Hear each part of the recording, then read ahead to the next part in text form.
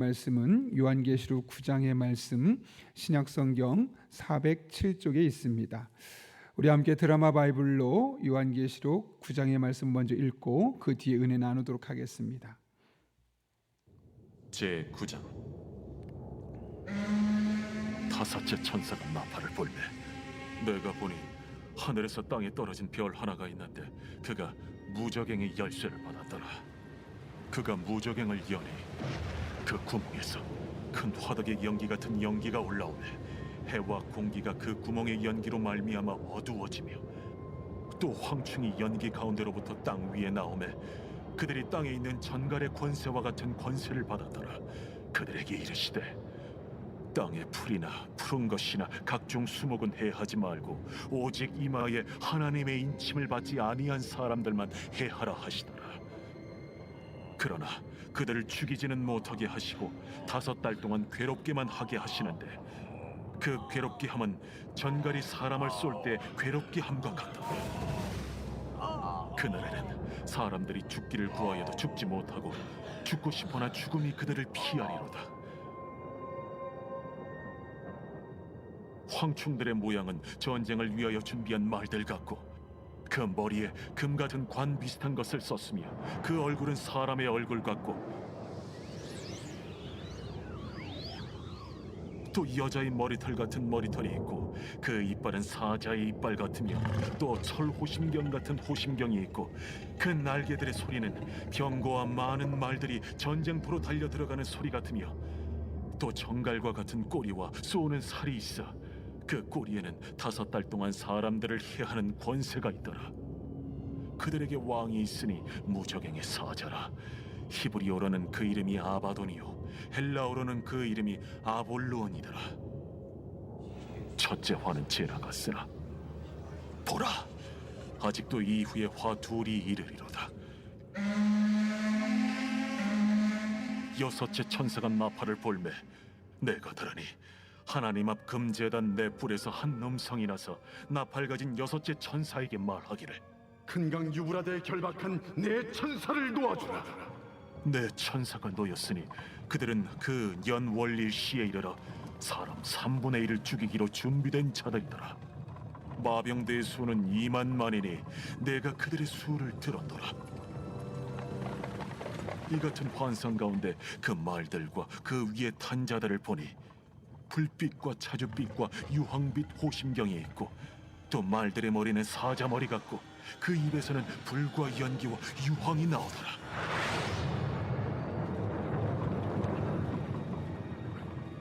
이 세 재앙 곧 자기들의 입에서 나오는 불과 연기와 유황으로 말미암아 사람 3분의 1이 죽임을 당하니라.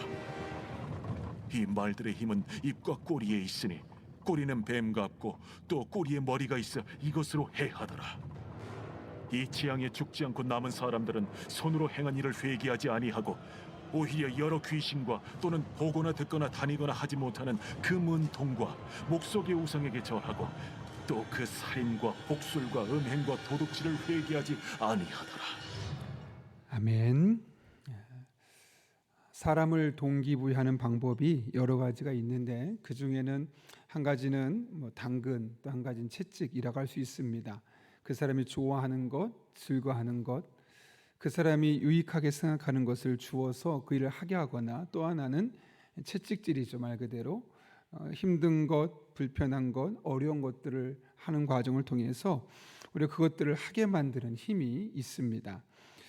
요한계시록 보게 되면 하나님께서 이 당근과 채찍을 골고루 사용하시면서 우리로 하여금 하나님께로 향하게 만드는 것을 계속해서 확인할 수 있습니다.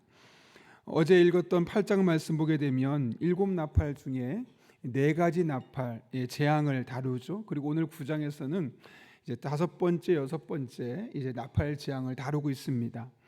8장에 나타나는 4가지 재앙은 자연 세계에 떨어지는 재앙이었다면 오늘 5번째, 6번째 나타나는 재앙은 인간에게 직접적으로 나타나고 떨어지게 되는 엄청난 고통스러운 사건임을 말씀하고 있습니다.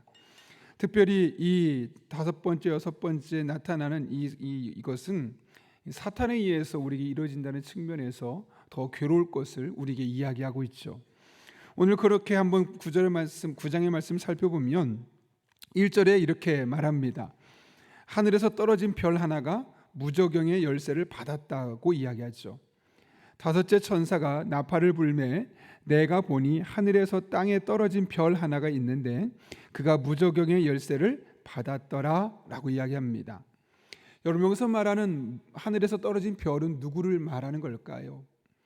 이런저런 의견들이 많이 있을 수 있겠지만 대부분 학자들이 공통된 의견은 그것은 타락한 천사다라고 이야기합니다. 그 타락한 천사가 무저경의 열쇠를 받아서 무저경을 엽니다. 그랬더니 어떤 일이 일어납니까? 2절 말씀 보게 되면 그가 무저경을 여니 그 구멍에서 큰 화덕의 연기 같은 연기가 올라오매 해와 공기가 그 구멍의 연기로 말미암아 어두워지며, 연기가 올라오는데 연기만 올라오는 것이 아니라 그 뒤 이어지는 3절 보면 또 황충이 연기 가운데로부터 땅 위에 나오매 그들이 땅에 있는 전갈의 권세와 같은 권세를 받았더라 라고 이야기합니다. 따라서 무저경에서 나오는 연기도 있지만 더 중요한 것은 그 안에서 나오는 황충이라는 존재입니다. 여러분, 황충이 무엇이죠? 메뚜기입니다. 여러분, 출애굽기를 보셔서 출애굽기 성경을 아시는 말씀은 이 메뚜기 떼가 얼마나 강력한 영향을 갖고 있는지 알고 있습니다. 특별히 중동 지역에서는 한번 메뚜기 떼가 왔다 가면은 쑥대밭이 됩니다.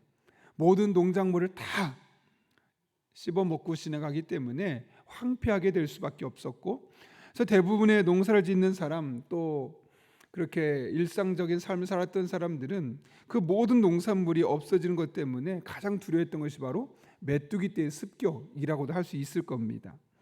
그래서 오늘 본문을 보게 되면 그 황충이 나타난다라고 이야기합니다. 그 황충이 전갈의 권세를 가지고 있다고 이야기합니다. 이와 같은 황충이 무엇이겠습니까? 바로 타락한 천사가 그 무저경 안에 갇혀 있었던 수많은 그런 악한 권세들, 그런 사단의 영들을 동원한다는 사실을 이야기하고 있는 것이죠. 그래서 마치 메뚜기 떼가 공격해 오듯이 그렇게 수많은 악한 영들에 의해서 고통을 받을 것을 이야기하고 있는 겁니다. 그런데 이 공격이 누구에게 임합니까?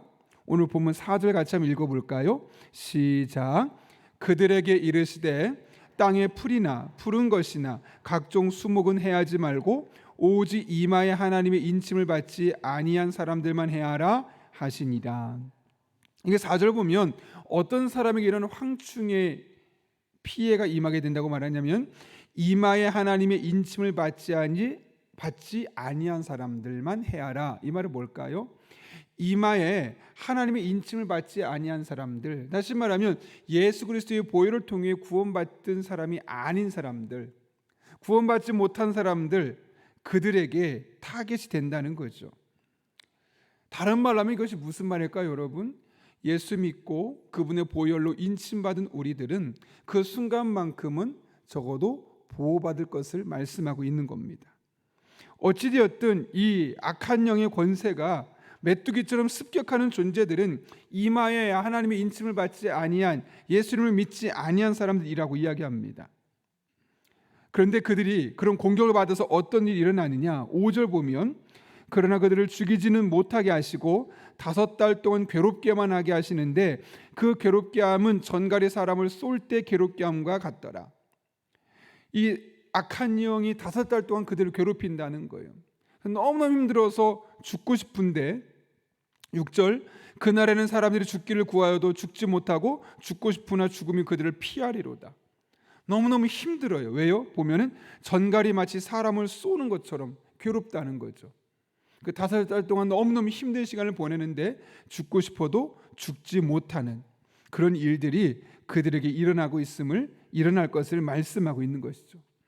이처럼 끔찍한 일들이 무려 5개월에 걸쳐서 일어날 것을 이야기합니다. 그래서 엄밀히 돌아보면 그 5개월이 끝이 아니에요. 그렇죠? 결국은 5개월 동안 그들이 그런 고통을 당하게 될 것이지만, 그들이 그래서 그 고통을 당하는 동안은 너무너무 힘든 시간을 보낼 수밖에 없지만 한편으로는 기회의 시간인 것이죠. 만약 그들이 그때 죽었다면 이런 기회가 없겠지만 적어도 그 5달 동안 고통을 겪으면서 우리가 잘못했구나, 이 길이 잘못된 길이구나, 돌이켜야 됐구나, 회개될 기회가 우리가 주어진 것이구나 라고 인식할 수 있는 그런 기회이기도 하는 겁니다. 그런 의미에서 위기는 또 다른 의미의 기회일 수 있는 것이죠. 하나님께 회개하고 돌아갈 수 있는 그런 기회입니다. 이것은 오늘 본문의 말씀, 이어지는 말씀을 보아도 우리가 알 수 있죠. 계속해서 본문의 말씀 6번째 지향을 보게 되면 유프라테스 강에 매였던 네 천사가 풀려납니다. 그렇죠? 1절을 보게 되면 그때 기마대 2만만을 이끌고 사람들의 3분의 1을 죽인다는 겁니다. 특별히 16절을 보게 되면 마병대 수는 2만만이라고 되어 있는데 어떤 성경에는 2만 곱하기 만에서 2억으로도 표현하기도 합니다. 둘 다 어떤 것을 쓰든 크게 차이는 없을 겁니다.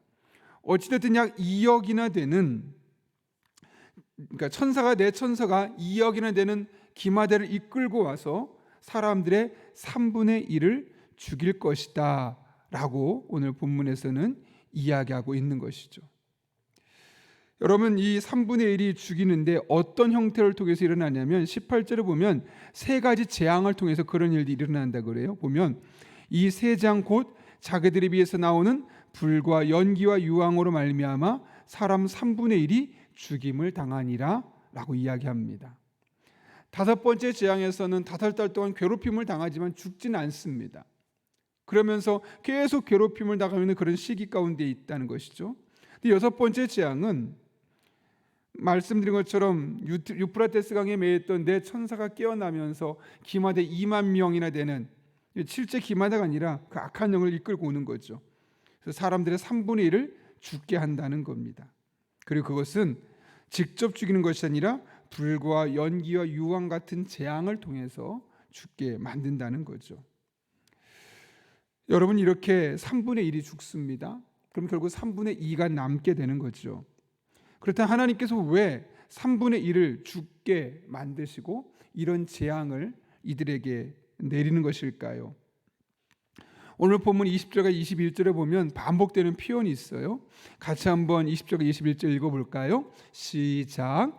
이 재앙에 죽지 않고 남은 사람들은 손으로 행한 일을 회개하지 아니하고 오히려 여러 귀신과 또는 보거나 듣거나 다니거나 하지 못하는 금, 은, 동과 목석의 우상에 절하고 또 그 살인과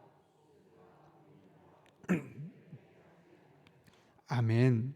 여기 보게 되면 반복되는 표현이 두 가지가 나오죠. 한 가지가 나오죠. 그게 뭡니까? 회개하지 아니하고. 여러분, 이게 무슨 의미일까요, 여러분? 이런 재앙을 내렸음에도 불구하고 그들은 회개하지 않을 거다. 그래서 결국은 3분의 1이 죽게 되고 이런 고통스러운 일을 계속해서 그들에 임하게 될 것이다라고 말한 이유는 무엇 때문일까요? 이 요한계시록을 읽어야 될 사람들에게 주는 메시지 아닐까요? 너희도 이들처럼 행동하면, 인을 받지 않냐고 그냥 살아가게 되면 결국 이런 고통스러운 상황을 겪을 수밖에 없고, 이런 재앙이 너에게 임했을 때 그 재앙에서부터 벗어날 수 없고 그 재앙으로 말미암아 고통스러운 인생으로 죽을 수밖에 없다라는 사실을 가르쳐 주기 위해서 아닐까요? 실제로 마태복음 11장 20절을 보면 이와 비슷한 일이 나타나요. 그때 그 마태복음 11장에 보게 되면 예수님의 말씀을 직접 들었어요. 그리고 예수님이 일으키는 수많은 기적을 보았어요. 근데 많은 사람들이 그걸 보면은 마음을 돌이켜야 될 거 아니겠습니까? 근데 어떻게 해요?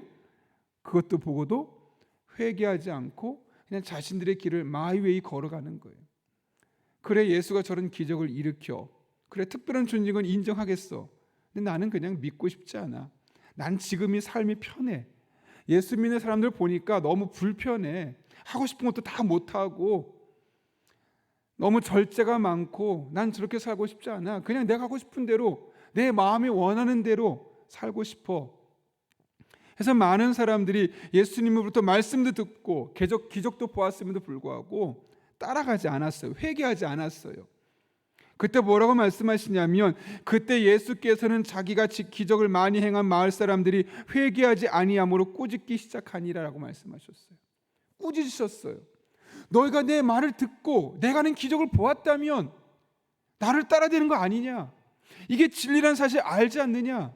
그러면 너희 마음을 돌이키고 믿음을 가져야 되지 않겠느냐? 왜 그런데 믿음을 갖지 않으려 하느냐?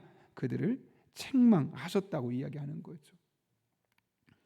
결국 그들에게 책망하고 꾸짖었던 것은 무엇 때문일까요? 돌이키라는 거죠. 예수님 믿어야 된다는 거죠. 예수님밖에 소망이 없다는 거죠. 물론 예수 믿는 삶이 늘 편안하지만은 않아요. 마음에 다드는 사람보다 좀 더 높은 도덕적 의식을 갖고 남들의 눈 때로는 의식하면서 더 거룩한 삶을 살려고 몸부림쳐야 되고, 때로는 많은 시간 하나님 위해서 헌신하는 부분도 필요가 하는 겁니다. 그런데 하나님 믿지 않으면, 예수 믿지 않으면 그런 거 필요 없어요. 그냥 내가 하고 싶은 대로 본능적으로 살아도 돼요. 누가 뭐라고 하지 않아요. 요즘 다 그렇게 사는 거라고 말하니까요. 주님께서 말씀하십니다. 그게 진짜 행복이 아니고 오히려 그런 삶을 사는 것이 복이 아님을 알라는 거죠. 오늘도 마찬가지 아닐까요, 여러분? 이 요한계시록을 읽는 사람들, 그 당시에 이 요한계시록을 그 당시에 읽었던 사람들, 그리고 오고 오는 수많은 세대에서 이 요한계시록의 말씀을 계속 읽었던 사람들에게 하나님께서 이 요한계시록을 통해 주시고자 하는 메시지가 무엇일까요?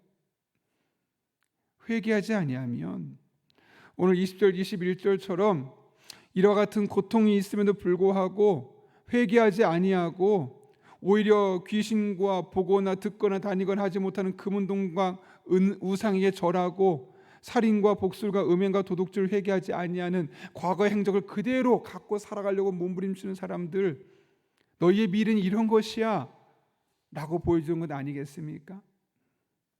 그러면 이런 생각 드실 수도 있습니다. 목사님, 저희는 예수 그리스도의 보혈로 인침받은 사람이니까 이런 어려움을 겪지 않지 않을까요? 라고 말할 수 있을 겁니다.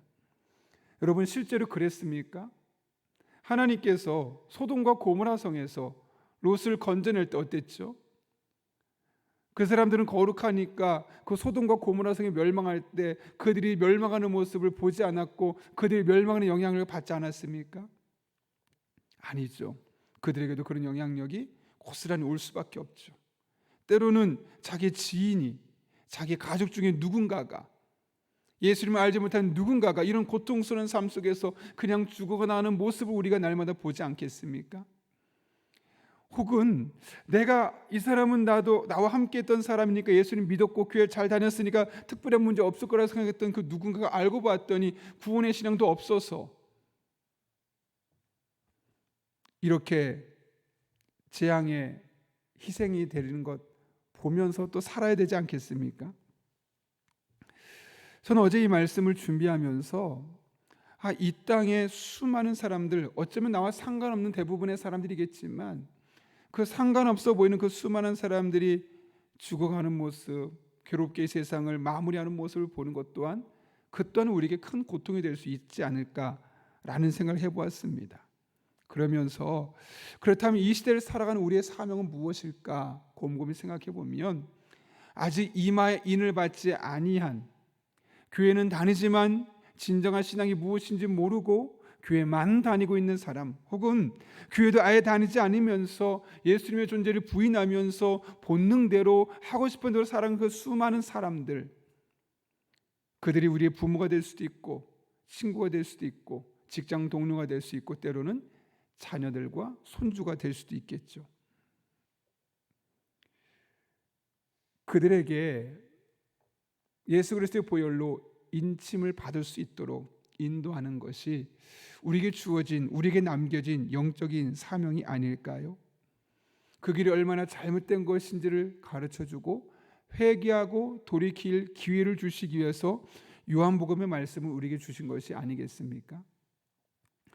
과거의 사람들에게 이 요한계시록은 지금도 그렇지만 미래 하나님이 하실 일들이긴 했지만 또 한편으로는 우리 한 사람 한 사람에게 지금 무엇을 해야 될지 깨닫게 하시는 말씀이기도 합니다. 무엇일까요? 회개하고 돌이키라는 것이죠.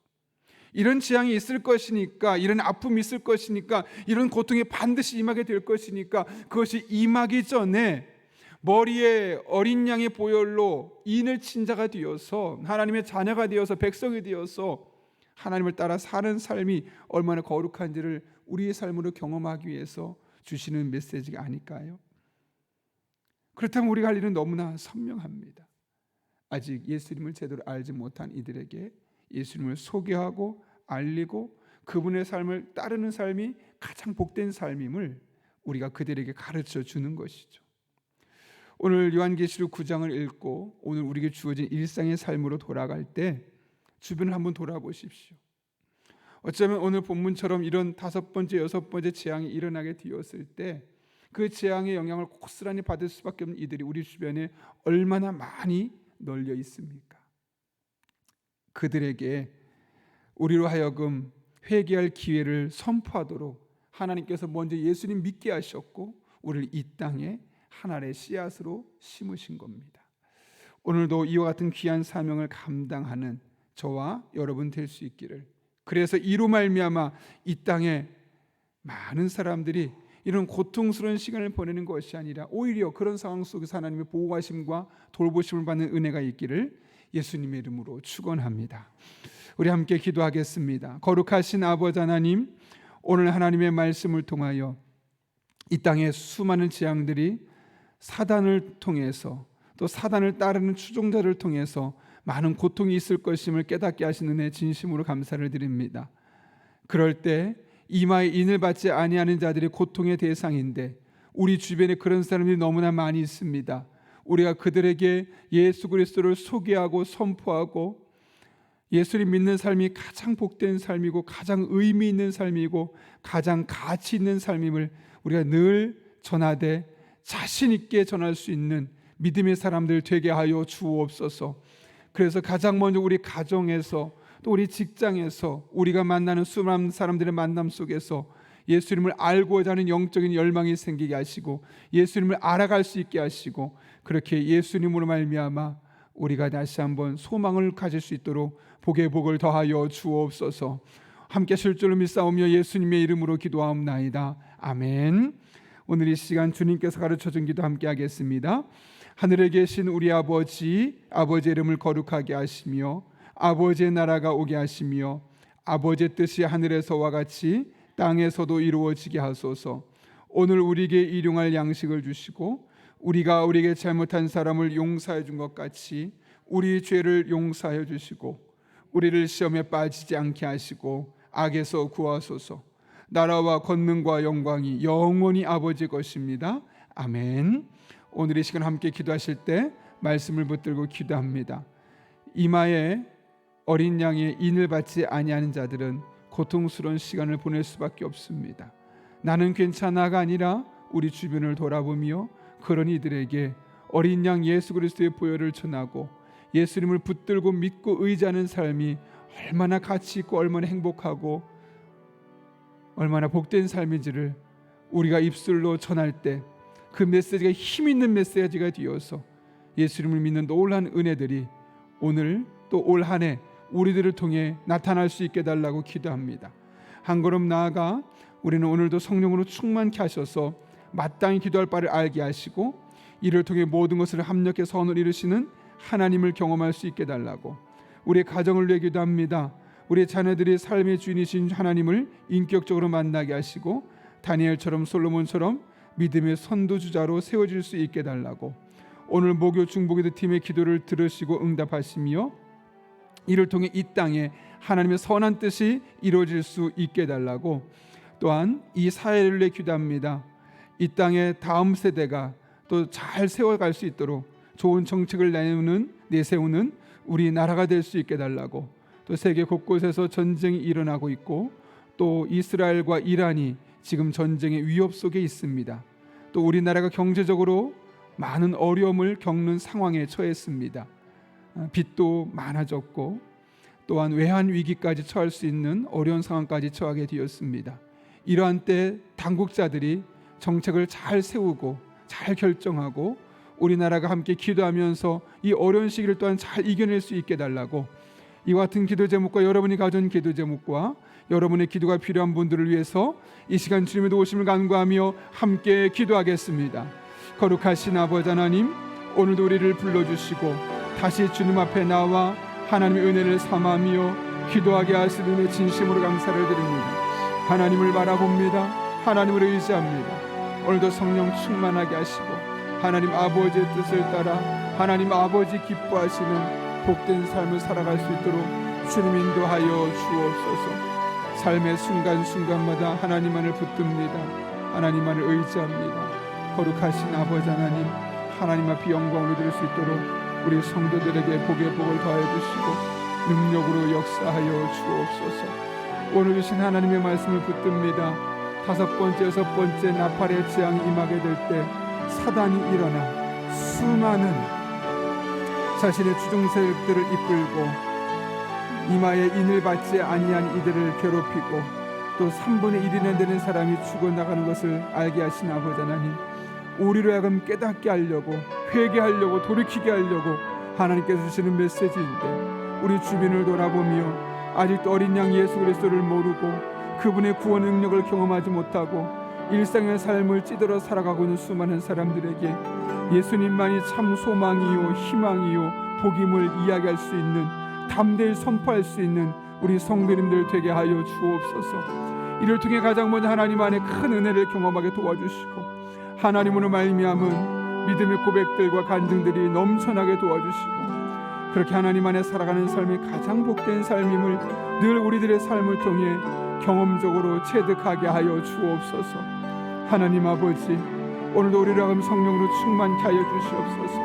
내가 원하는 것 단순히 기도하는 수준을 넘어서서 성령 충만한 가운데 마땅히 기도할 바를 따라 기도하게 하시는 하나님의 은혜를 따라 기도하게 도와주시고, 그럴 때 우리들의 삶을 통해 역사하시는 하나님을 만날 수 있도록, 하나님의 은혜를 경험할 수 있도록 주님 인도하여 주옵소서.